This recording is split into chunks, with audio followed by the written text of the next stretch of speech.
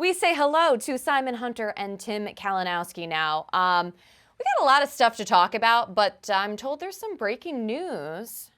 Your Eagles, Simon, have apparently signed Julio Jones to a one-year deal. Quick reaction, Simon. Super Bowl. Easy now. Super Bowl. Nah, who cares? I think they brought him in just for depth and maybe can help Devontae Adams or Devontae Smith catch the ball. I don't really get the move, but it's just a depth move. So Julio, Hall of Famer. Great to kind of have that guy in the building, but yeah, this does nothing towards anything towards this Eagles team. Okay, well, I'm glad we got that out of the way. And since we were actually planning to ask you about your Eagles anyway, are you worried about them yet? Because a few weeks ago, I should say, you were like, I'm good. We'll see what the next few weeks hold. They finally get a loss. What are your thoughts? Yeah, still have them power rated number one. They're still, to me, the most complete team in the NFC, and I have the 49ers right there with them. Like these two teams, whoever's home for the conference championship game between these two teams, that's who I'd bet. So 49ers, Eagles, if they're both healthy in the conference championship game, whoever the home team is, if they're under a field goal, that's who I'll take. So both these teams to me are evenly matched. Right behind them, I have the Lions, and then drop slightly down, I bring in Dallas. So right now it feels like a three-headed race right now between the Eagles, 49ers, and that Lions team. Okay, well, Tim, let's get you involved here. The Eagles favored against Miami Sunday night. You feel like you're going to bet this one? Yeah, I think Simon, I like the way Simon put it, because for me personally, like, I was hoping this game would be, on a neutral, like a Super Bowl type line, because I want to bet the Eagles. Unfortunately, I'm not in love with laying the 2 points, but I'll tell you, I am so jealous of Eagles fans. I mean, as a Boston guy, or of all Philly fans, you go get Julio Jones. I mean, Howie Roseman, he does everything to help his team. You get to root for Bryce Harper in the playoffs for the Phillies. I just could not be more jealous. And I kind of feel like if you can't beat them, join them type of thing. And yeah, I think by the time this thing kicks off on Sunday night, I'll be betting Philly, at least on the money line. All right. Well, thank you for that disclaimer. I do want to also mention the team that, handed the Eagles their loss, the Jets, who are at 500. Who would have thought? I know their defense is good, but so it begs the question, will we see Aaron Rodgers at some point before the season ends? And I'll tell you what Jets head coach Robert Saleh said this morning on Good Morning Football, for what it's worth, earlier today, saying, quote, "What he's doing is absolutely ridiculous. I wouldn't put anything past him. He's all about manifestation." Wow. And I think he's fueled by doubt. He's on a mission. We're leaving the door open for him.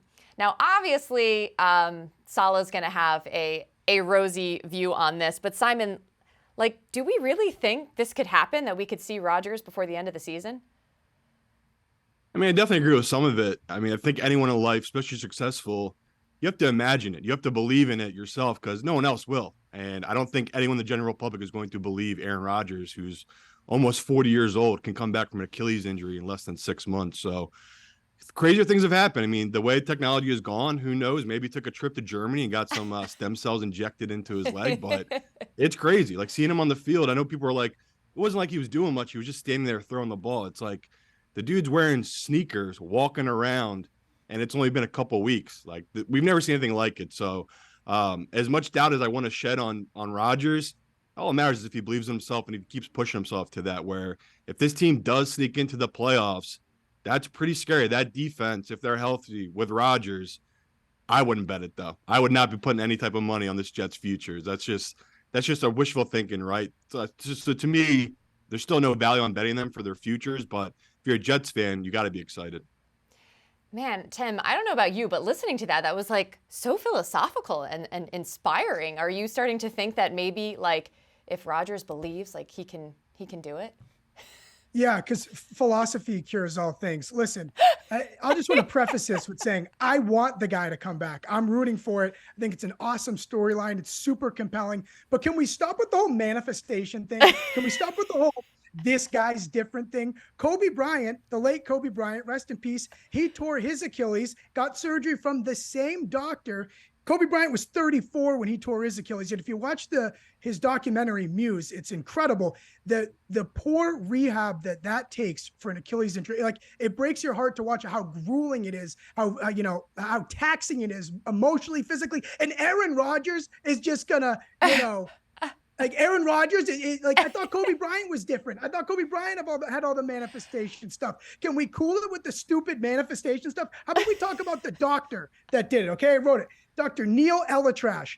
And we should be talking about how great of a procedure the doctor did if Aaron Rodgers is already throwing a football. Not because Aaron Rodgers just closed his eyes and he believed it. I've tried it. It doesn't work.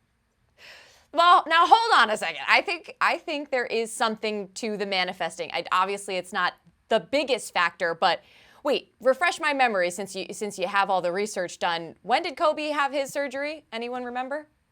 Kobe was 34. I know he was 34, but what year? So that was how long ago? Every time's a flat circle. You use math. You're gonna tell me that that he got a different procedure, medicine has changed, yada yada. I understand, but you don't get to change your argument from the medicine has changed, pivoting off of he just believes it. So you choose one, and we'll go from there. Hold on, Simon. I feel like I need to give you a chance to just respond because like it's part of it, but you're not saying that that's all of it. Yeah, Tim's young guy. I didn't get to Hawaii being a millionaire, Tim, without believing I was going to be a millionaire living in Hawaii. So it's a life lesson for you. You got to believe it, and then things need to break your way. So I agree with you. Like, I don't think it's going to happen, but to Maria's point, the medical technology has come a long way. And if he's putting the work in, if he's rehabbing every day, yeah, I believe in it. But I'm with you, Tim. It's like it doesn't matter how much he believes in it, right? It's got to be there medically. Like, he's got to go through all the steps to get there. He was drinking a tequila up in the suite 3 weeks ago. What are you talking about? All right. Well, Tim, for what it's worth, I'm a doubter. So I'm one of those doubters I think that Salah was referring to in that quote. Would it be great? Would it be a great story? Yes, but it's just really hard to envision. I'm sure he'll, have an unprecedented recovery as he's doing already with his rehab. But once again, seeing him on the field, I don't know about that. But that being said, the Jets still have something going. Good for them. They've been competitive. And look, we're doing something new on the show today. We have a poll within our YouTube chat to find out, which of these topics that we just hit on do you want to hear more about in terms of how the markets are going to react. Tomorrow, we're going to have Patrick Everson on the show, who has a line to sportsbooks. So make sure you vote in the poll. Tim, Simon, I know you will. Thanks for joining the show.